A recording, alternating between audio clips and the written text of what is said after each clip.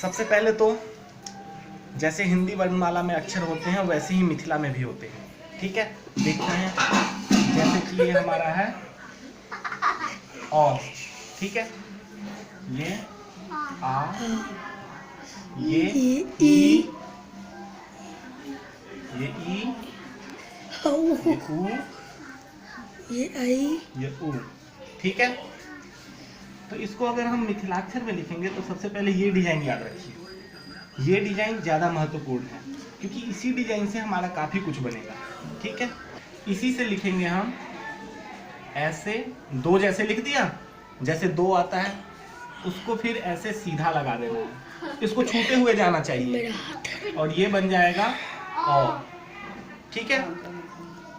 अब इसी से हम आ कैसे लिखेंगे, यही चीज ये ऐसे दो की तरह और इसी से ऊपर ऐसे लाइन ले जाना है। जैसे हम मात्रा डालते हैं बिल्कुल मात्रा रखते हैं हम सीधा, इसमें हम मात्रा बिल्कुल सीधा नहीं रख के थोड़ा सा टेढ़े से शुरू करते हैं, जैसे हम वाई लगाते हैं ऐसे, ठीक है। एक बार और दिखाता हूँ, सिंपल। सबसे पहले तो ये, उसके बाद दो की तरह बनाना है, मेरा हाथ इस लाइन को सीधा ले जाना है, आप इस तरह से इसको यहाँ पे ले जाके इसी को थोड़ा तिरछे से नीचे लाना है और इसी लाइन पे ऊपर ले जाते हुए ऐसे, ये हो गया हमारा आ। अब ई के लिए क्या करना है, ई, हर्ष ई को लिखने के लिए क्या करना है, देखिए ये शेप आप याद रखिए, ये वाला, इसी से बनेगा हर्ष ई।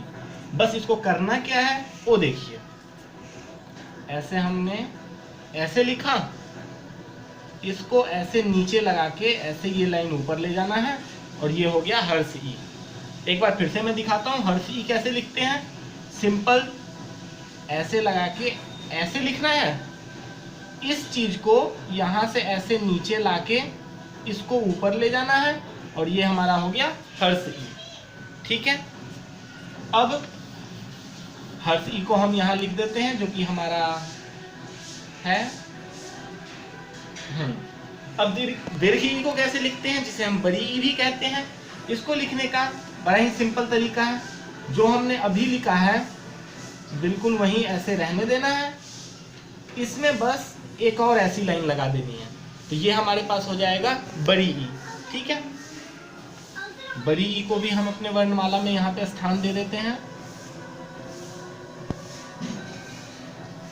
1 मिनट हो गया, ठीक है। अब ऊ के लिए हम क्या करेंगे, ऊ के लिए भी बहुत आसान है, जो हमने अभी शेप याद किया था, ये इस पे अगर हम ऐसे दे दे तो ये ई बन जाता है, लेकिन अगर ऐसे ना दे करके एक सिंपल सा इस चीज पे हम ऐसे मुड़ी हुई लाइन दे दें, ऐसे अगर हम इस चीज पे ऐसे मुड़ी हुई लाइन दे दें तो ये बन जाता है छोटी ऊ।